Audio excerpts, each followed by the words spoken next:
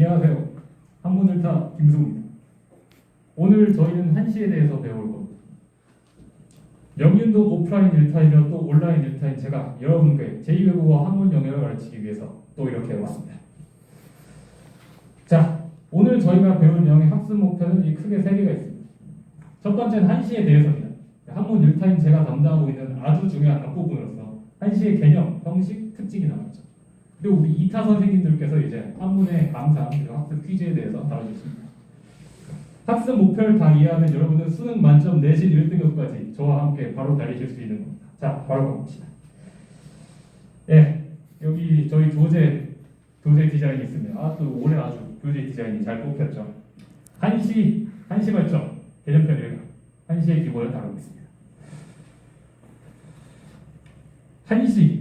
한시는 한자로 된 시입니다. 그럼 이제 저한테 이렇게 물어보는 학생들이 있어요. 아니 선생님, 저희는 현대 시대에 살고 있고 평소에 아무도 한자 안 쓰는데 한시 왜 배웁니까? 국어 시간에 배우는 시도 재미가 없는.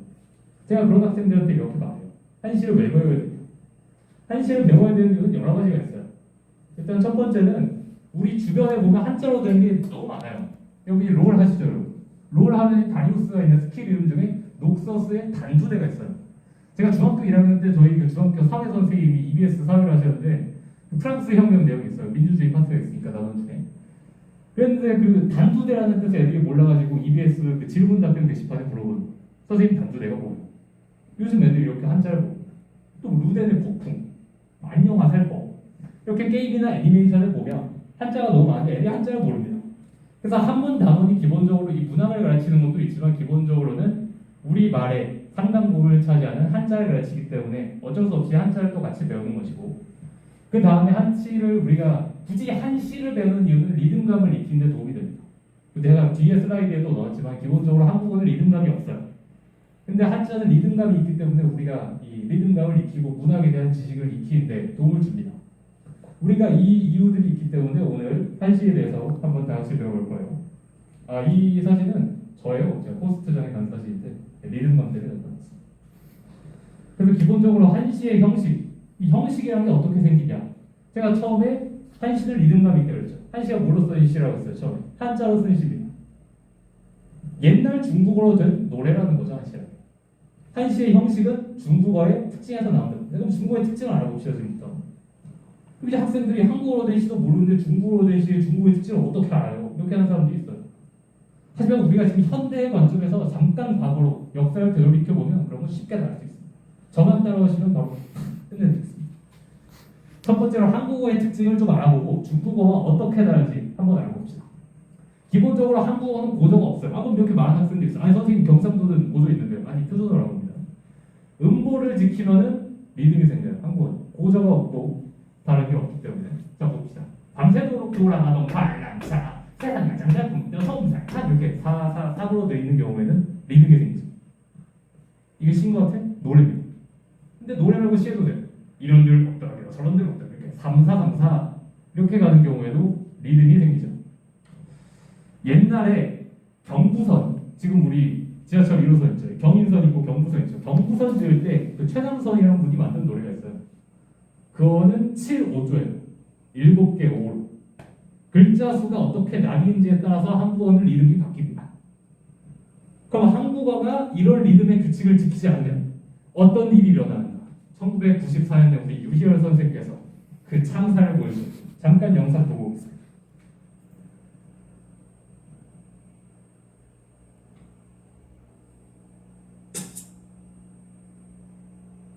2분 10초인데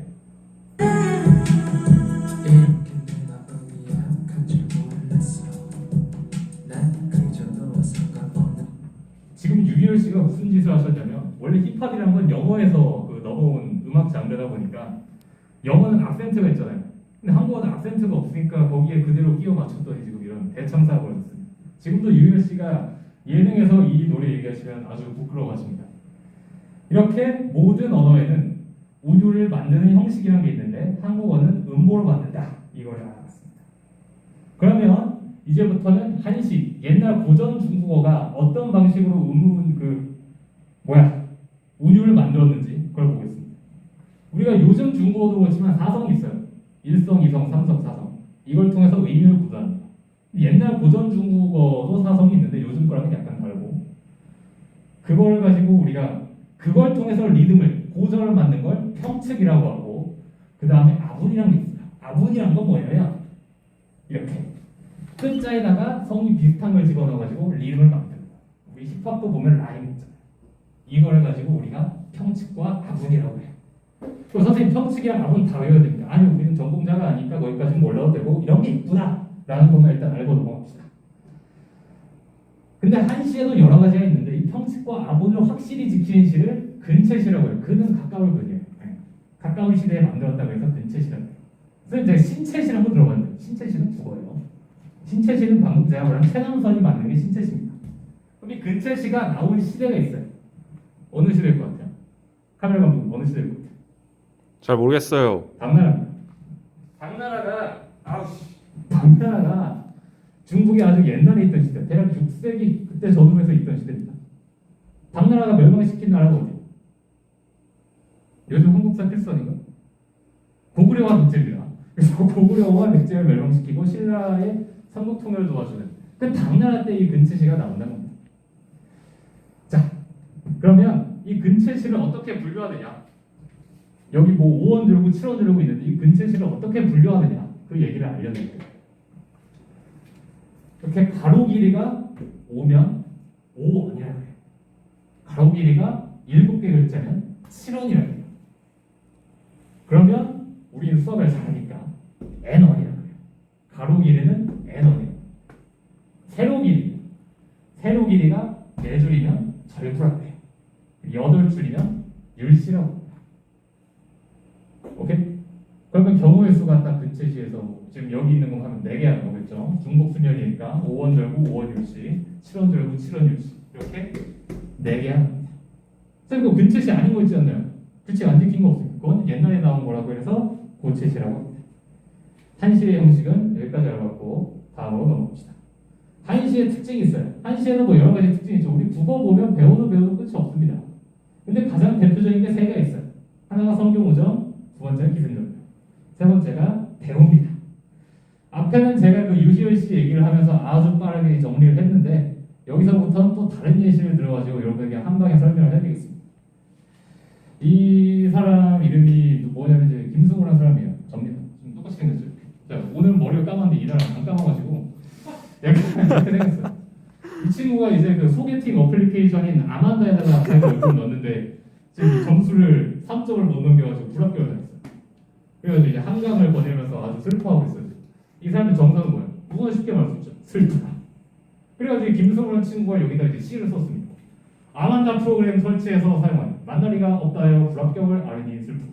한강물은 언제 나가냐. 흘러가는 강물에는 슬픈 눈물을 흘리다.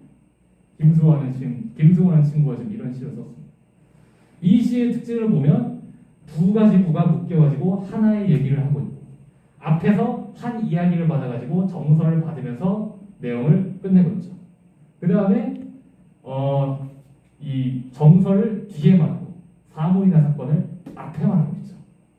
끝났습니다. 이게 성경수정과 대우와 기승전결이에요. 아니 선생님 그러면 한시 배우는데 왜 자기 시 얘기하고 있습니까? 한시 직접 보시죠. 예, 직접 보십시오.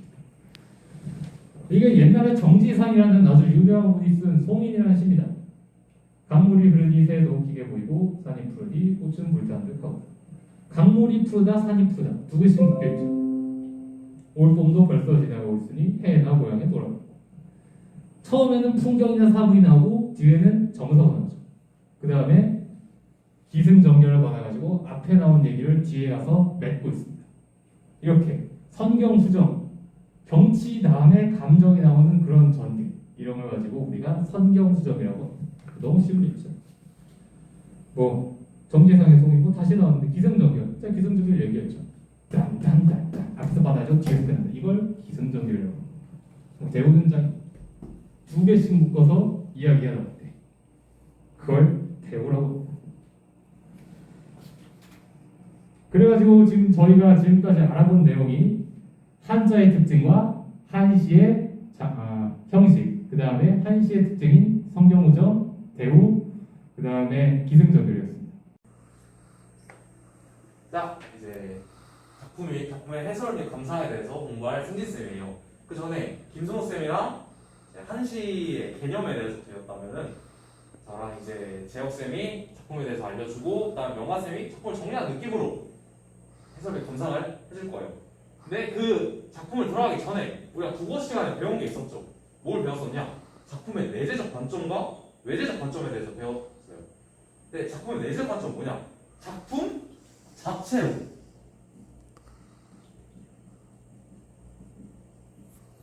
자체로 그 자체로 감상을 할 때 우리가 내재적 관점에서 작품을 감상을 한다고 국어 시간에 배웠었죠.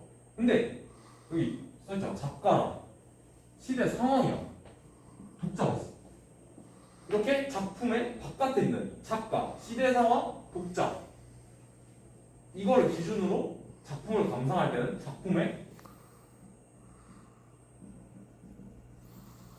외재적 관점에서 작품을 감상한다고 우리가 배웠죠. 그래서 승진쌤이랑 재혁쌤이랑은 이제 작품 자체를 감상하면서 내재적 관점에서 작품을 감상할 거고 명화쌤이 작가나 시대 상황 그리고 독자면 우리가 이 작품을 읽으니까 독자가 되겠죠. 그래서 명화쌤이 작품의 외재적 관점으로 작품의 해설 및 감상을 해줄 거예요.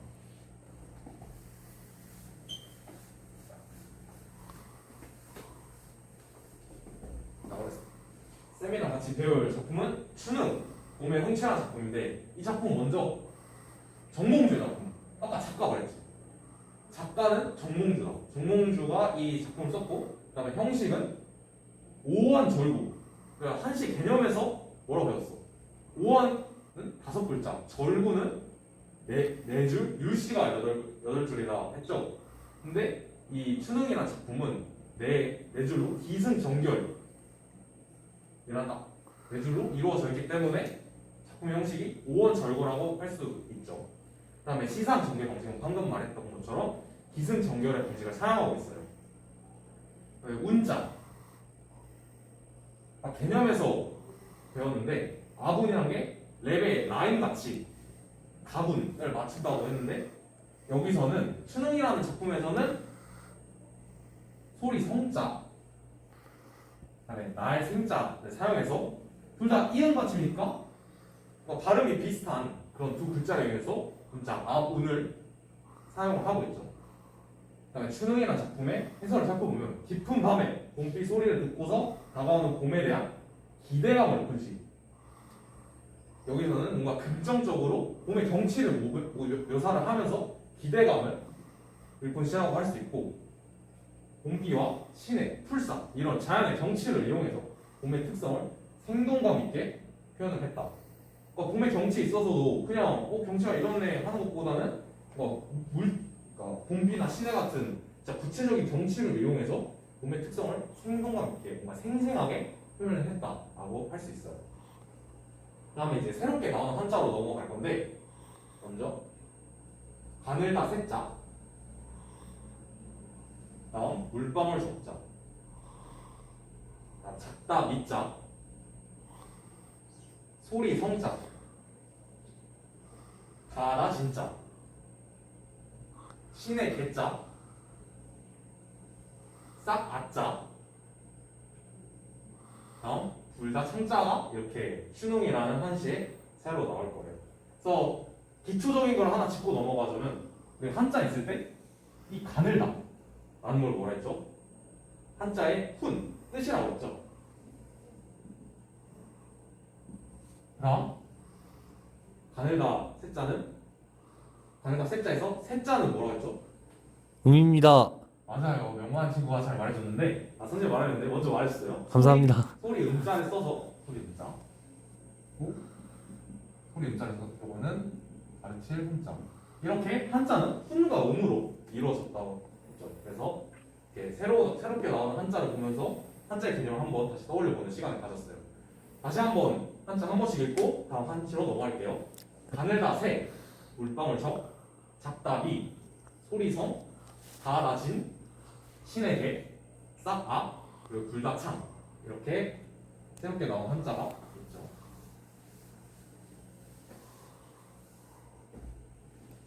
자 이제 하이라이트라고 할 수 있는 작품의 내재적인 관점에서 한시 감상하기. 선생님 먼저 설명을 해주고 한 번씩 따라해보는 시간을 가져볼게요. 춘우, 세우적 더니 여기에 해석 순서를 적어놨는데 친구들이 더 수월하게 해석하라고 처음이니까 이렇게 써놨고요. 같이 해석을 하면은 봄춘의 비우자 봄비가 새로 나온 한자에 가늘다 세자가 있었죠.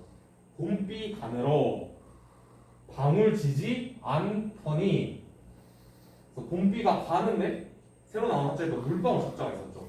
물방울 적자인데 이게 방울지나라는 동사로 쓰이기도 해요. 그래서 방울지지 않더니 안에 불자를 써가지고 봄비가 가는데 방울지지 않는다 라는 그런 자연적 경치를 이 기승전결에서 기 파트에서 묘사를 하고 있죠.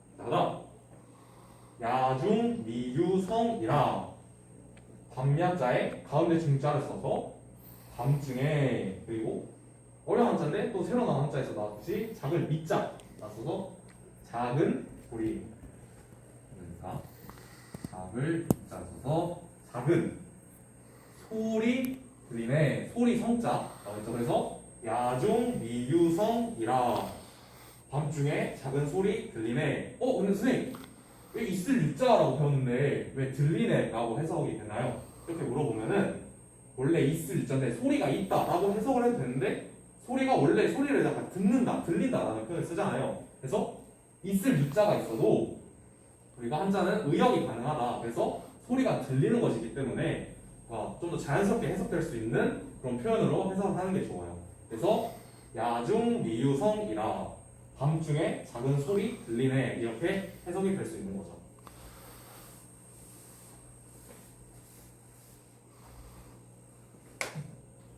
다음 설진 남계창하니 눈이 다 녹아. 이게 다나 진짜 아까 새로 나온 한자 나왔죠. 그다음에 남쪽 신의 대자에 불창자. 불다 창자죠. 우리 불다일 때.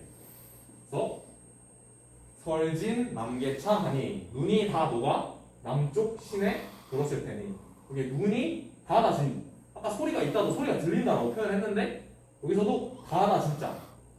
근데 눈이 다 있는데 이거를 의역을 하면은 눈이 다 녹아라고 해석을 한 거고 그다음 남쪽 신의 물인 거죠.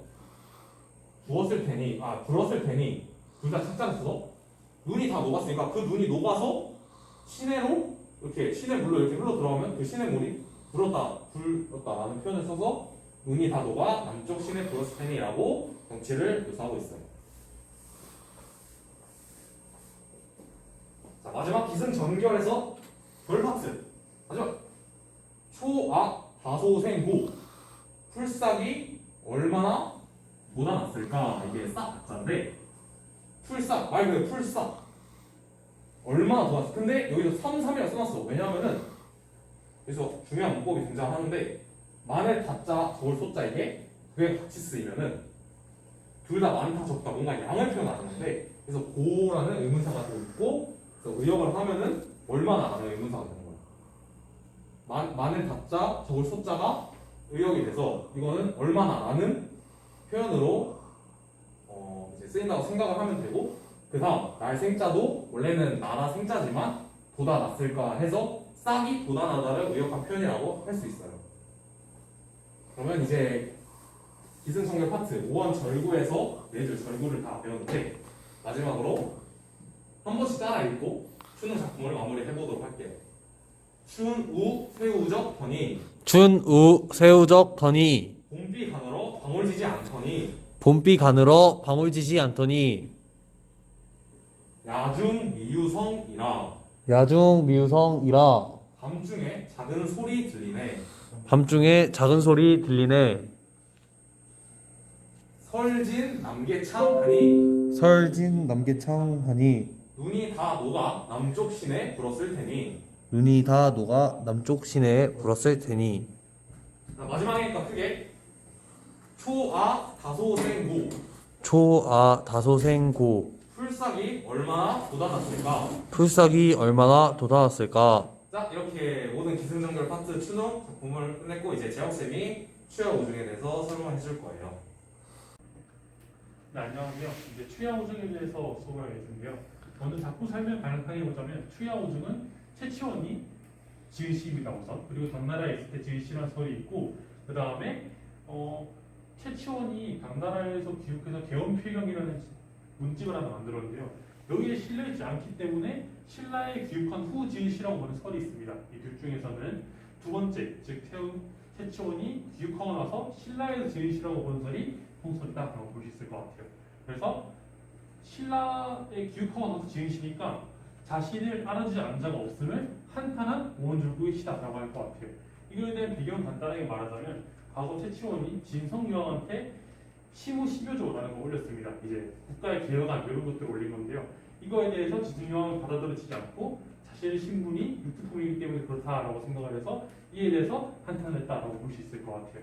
그리고 시상의 전개 방식은 아까랑 똑같은 기승전결이라고 할 수 있을 것 같습니다. 그래서 아까 동일한 방식으로 새롭게 나온 한자가 뭐가 있는지 한번 보도록 할게요. 자, 저는 한 방에 다 올렸는데 먼저 오직 유자가 있습니다. 오직 유자가 나오고 그 다음에 을풀음자, 고칠경자, 길로자, 등잔등자, 창문창자 이렇게 있습니다. 한번 같이 따라해 볼까요? 자, 오직 유자, 오직 유, 을풀음자, 을푸름, 고칠경, 고칠경, 길로, 길로, 등잔등, 등잔등, 창문창, 창문창. 네, 이렇게 6자만 알고 있으면 될 것 같아요. 자, 이제 본격적으로 작품 설명에 대해서 들어갈 텐데요. 아까와 동일한 방식으로 여기 순서를 위해 달아놨습니다. 그리고 이 구절에 대해서 할 말이 따로 있는데요. 이 오직 유자를 다른 나라에서는 생각할 유자로 실어놓은 것도 있어요. 이거는 이제 아직까지도 사람들 간의 대립이 있어서 어느 게 정확한지 모르겠으나 저는 해석에 조금 더 원활함을 위해서 오직 유자로 전부 다 해석하게 됐습니다. 추풍유공하니, 자 따라해볼까요? 추풍유공하니, 추풍유고음하니, 가을추 바람풍이죠. 가을 바람에 홀로, 여기서 오직이라는 말도 있지만 오직 나온 데 있으면 이것이 홀로라는 뜻이 될 수 있겠죠. 홀로 괴롭게 을줄이니 라고 순서대로 읽을 수 있을 것 같아요. 다음 새로 소지음하다. 자 따라해 볼게요. 새로 소지음하다. 새로 소지음하다. 여기서 이제 복잡한 단어가 두 개나 나오는데요. 새로는 세상을 살아가는 길, 간단하게 얘기해서 그냥 세상이라고 할 수 있을 것 같아요. 그 다음에 지음은 이게 무슨 말이냐면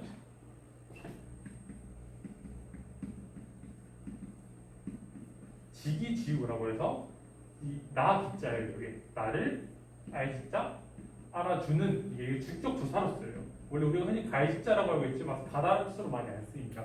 그리고 마지막 얘는 벗우자예요. 해석하면 뭐가 될까요? 나를 알아주는 벗이 되는 거예요. 이게 과거 고사에서 이제 고사에서 자신의 음을 알아주지 않는다고 한탄한 고사에서 비롯된 단어라고 할 수 있습니다. 세상에는 알아주는 이 친한 친구라는 뜻으로 쓰이고 하는데 저는 알아주는 이 해석을 했어요. 알아주는 이 하나가 적도다라고 해석할 수 있을 것 같습니다. 창의 삼경우 이제 창의 삼경우하고 따라해 볼까요? 창의 삼경우하고 장외 삼경우하고. 여기서는 이제 신기하게 삼경이라는 단어를 먼저 해석을 했는데요. 삼경은 경은 과거에 시간을 나타내는 단위였어요. 그래서 삼경은 깊은 새벽, 깊은 밤 이런 단어였는데요. 그래서 깊은 밤, 창 밖에는 비가 있고 내리라는 말은 없는데 제 생각에 이건 오구이기 때문에 5글자를 넣다 보니까 내리다라는 걸 못 넣은 것 같아요. 그렇지만 우리 비우자를 보고 충분히 비가 내리고 라고 해석할 수 있기 때문에 이렇게 넘어갈 수 있을 것 같습니다.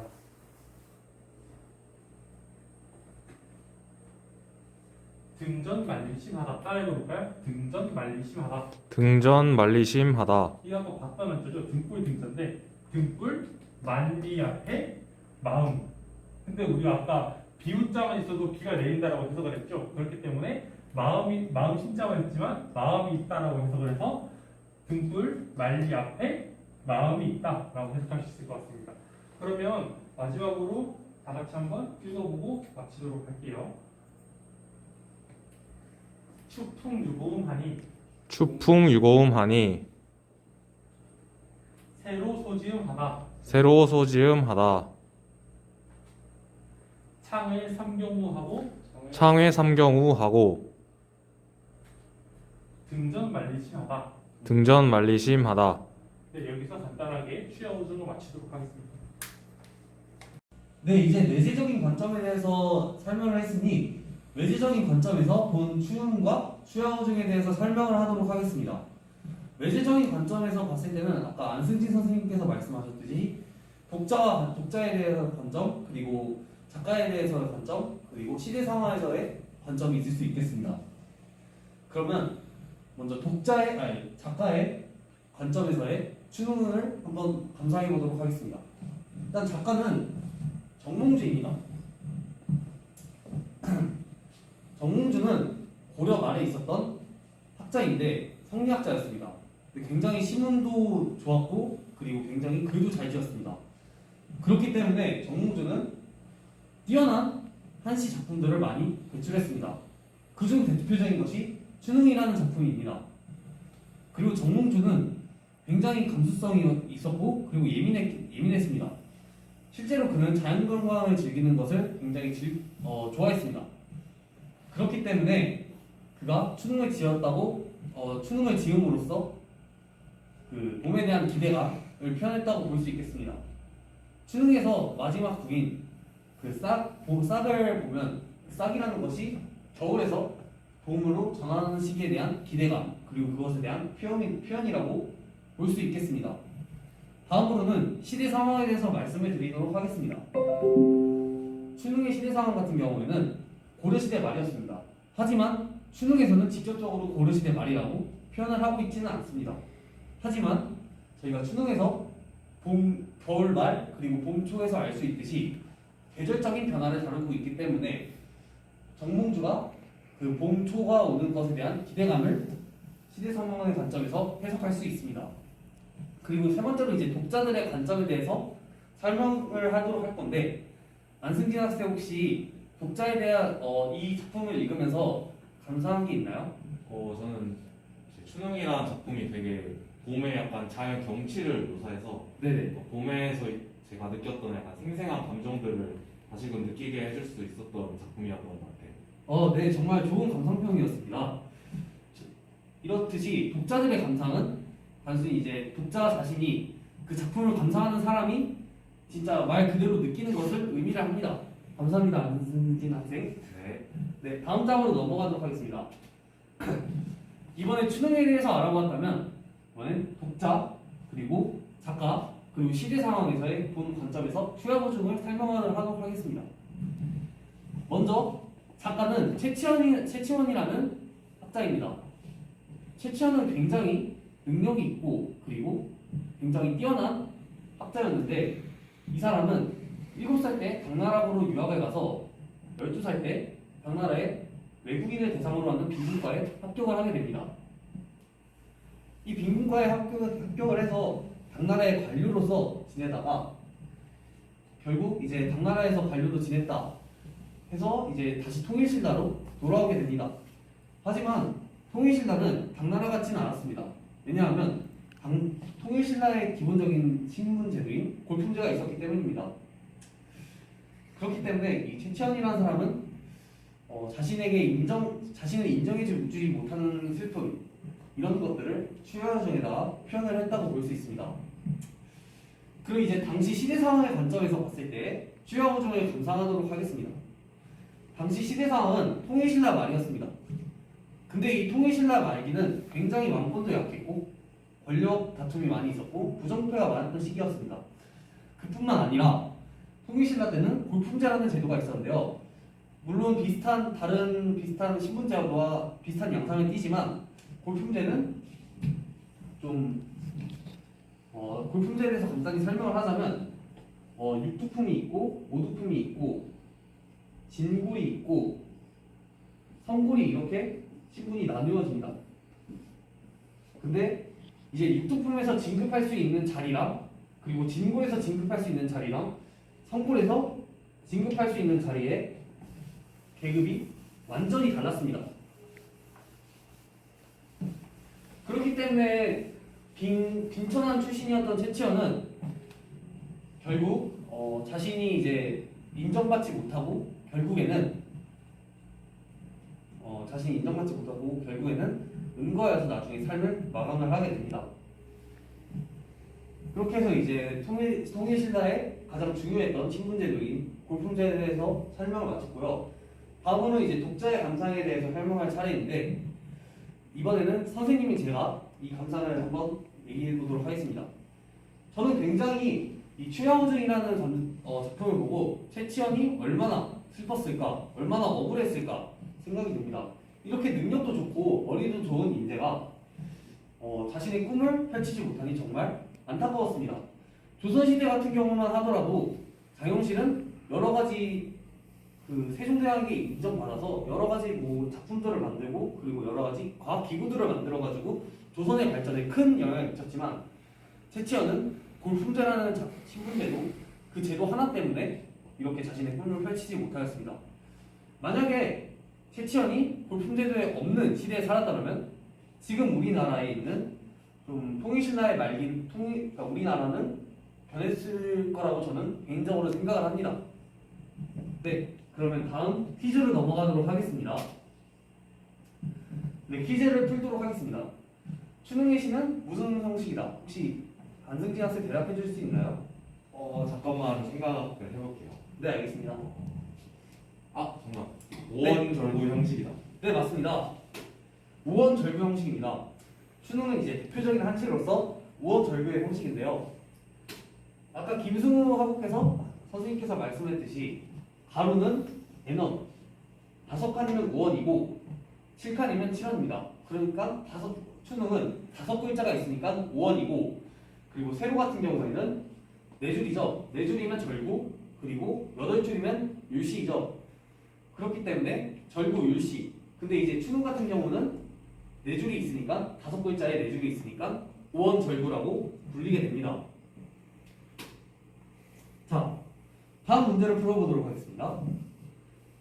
땡진남 개장 안에 들어갈 한자로 알맞은 것은 혹시 풀어볼 수 있나요? 해석 참고하시면 좋습니다. 해석에 네, 눈이라는 한자가 필요할 것 같은데 그래서 저는 정답이 4번이라고 생각을 해요. 네 맞습니다. 눈이라는 것이 이 문제를 푸는데 핵심입니다. 바로 정답은 4번이라고 볼 수 있겠습니다. 네, 그렇다면 첫 번째 글자는 말씀설이기 때문에 애초에 해석과 잘 맞지 않죠. 그리고 두 번째 같은 경우에는 서루상이기 때문에 해석과 맞지 않죠. 그리고 세 번째는 연구활동이기 때문에 눈이 아니기 때문에 결국 4번이 답이게 됩니다. 네, 그리고 다음으로 3번 문제를 풀어보도록 하겠습니다. 추야우중으로 작가와 작가의 고향으로 알맞은 것은 혹시 제가 한번 풀어보도록 하겠습니다. 추야우중을 지은 작가는 최치원입니다. 그렇기 때문에 2번, 5번만 남게 됩니다. 그리고 최치원은 통일신라 시대의 사람이므로 3번이 정답이게 됩니다. 5번이 정답이게 됩니다. 잘못 말했습니다. 여기서 이렇게 근거를 찾아볼 수 있겠습니다.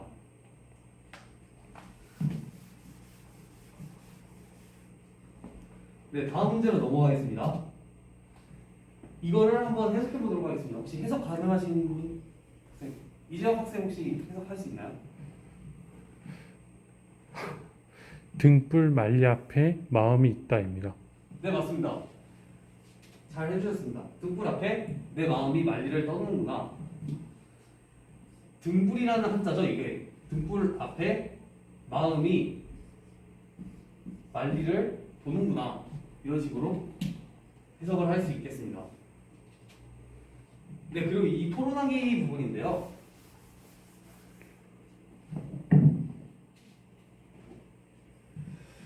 한번 추능과 추야우 중에 한시의 공통점과 차이점에 대해서 다른 학생과 의견을 공유해 봅시다.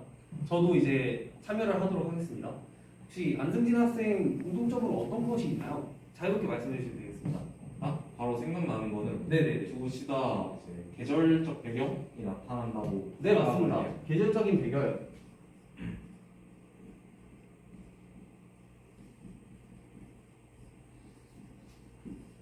네. 그리고 저는 공통점으로 우원절구라는 형식을 띠고 있다고. 네. 그리고 똑같이 네. 혹시 말씀해 주세요. 아, 네. 그것뿐만이 아니라 우원절구이기 때문에 또 공통점으로 한시가 있을 수 있겠죠? 네.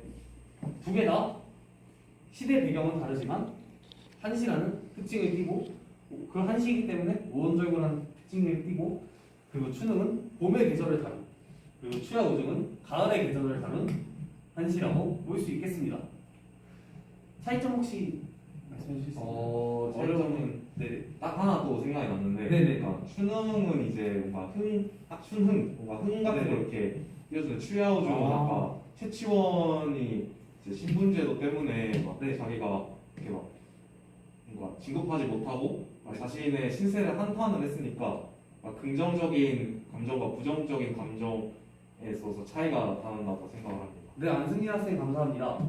추능 같은 경우는 뭔가 봄에 대한 흥치, 기대감이기 때문에 좀 긍정적인 것을 시의 분위기가 전반적으로 긍정적이다고 볼 수 있고 추야오증 같은 경우에는 좀 자신을 알아주지 못하는 슬픔 이런 것에 대해서 말하다 보니까 좀 부정적인 경향을 띠기도 합니다. 그리고 저는 차이점으로 하나 말해주고 싶은데 추능 같은 경우는 이제 당시 추능 같은 경우는 이제 당시 시대 상황과는 좀 계절적인 배경과는 연관이 되지만 시대 상황이라는 고려 말이라는 시대 상황과는 연관이 되지 않잖아요. 그런 부분에서 저는 추능이라는 특징을 뽑을 수 있지만 반면에 최치원은 결국에 이제 자신의 시를 쓰게 된 배경이 불품제라는 이유가 있고 그리고 이것이 통일신라에서 기인했기 때문에 다 시대 상황이 모두 다 연관되어 있다고 저는 이렇게 차이점을 뽑을 수 있겠습니다. 네.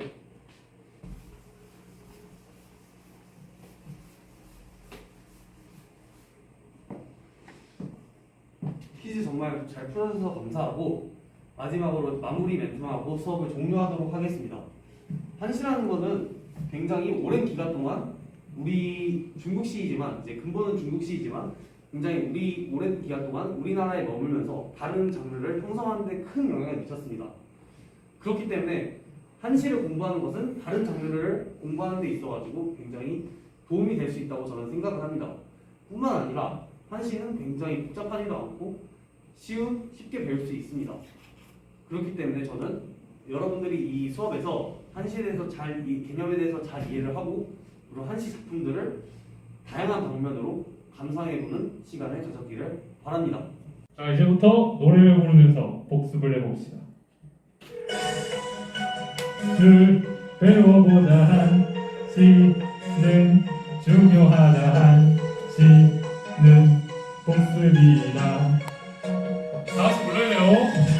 절구율시 오원칠원 기승전결 대우 성경후정. 절구율시 오원칠원 기승전결 대우 성경후정. 한국어는 고정 없어 중국어와는 달라. 한자는 사성이 있어서 오르고 내리고를 해. 고정 있어서 병측이 오늘 맞춰서 나쁘니 리듬 만들려 그래 금채식은 다 지켜내주는 절구 여덟 줄은 율시 장나기 전에 나오던 고채시라 하는데 다섯 판은 오원 일곱 갈은 칠원 바로 길이 따질 때는 애넌이 되잖아. 한시의 성경왕시에는 기승전결이라는 게 있지. 위에서 시상받았고 위에서 펼쳐 전에서 돌려 결에서 끝나 정지상 소리를 기억하자. 이것이 한시의 성경왕시 기승전결. 성식을 배웠어. 기승전결까지 다 했어.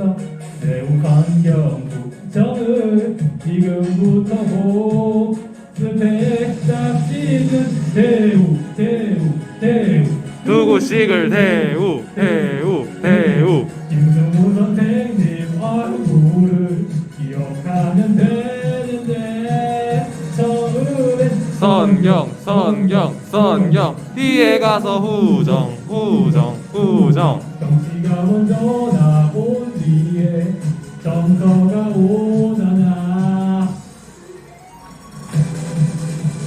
절구율시 오원치러 기승전결 대우 성경후정 절구율시 오원치러 기승전결 대우 성경후 절구 여덟 줄은 율시 당나라 이전에 나온 건 고채시라 하는데 누구시 대우 성경기에 후정 기승전결 전개 방식도 기억이 나잖아. 절구율시 오원치러 기승전결 대우 성경후정